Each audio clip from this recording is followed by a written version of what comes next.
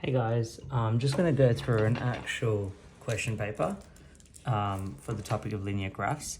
So I'm just going to show you these particular questions in order. I'm just going to go through them. So the question shows here, the line shown passes through the origin and the point 2, 1, the slope of this line.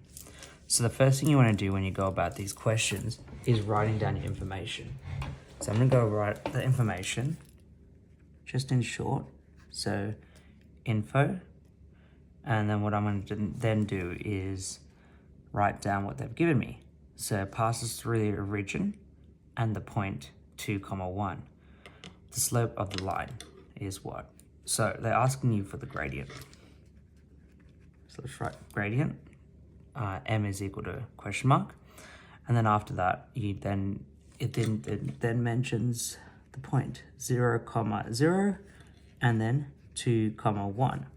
Now this question is quite straightforward. However, the trick is they don't tell you the coordinate for the origin. You will then have to know that the origin is 0, 0. Okay? Now to find out the gradient, it's basically what? Second part is usually formula. So gradient is usually rise over run. How many units are you rising and how many units are you running? Okay, so here it starts from 0, 0, goes all the way to about 1. Okay, so it rises 1, and so that's equal to 1. And then how many units is it running going that way? 2 units, so 1 over 2. Now, if you want to make sure, you can always put in the formula. So there's a formula for gradient, which is y2 minus y1 over x2 minus x1.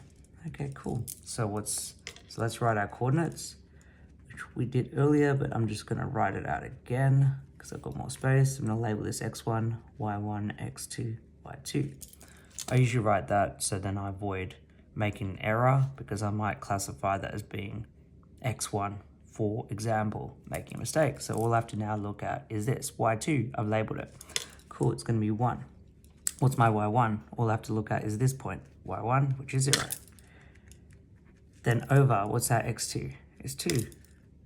Take away 0, which leaves us as 1 over 2. Cool, so that means the gradient should be this.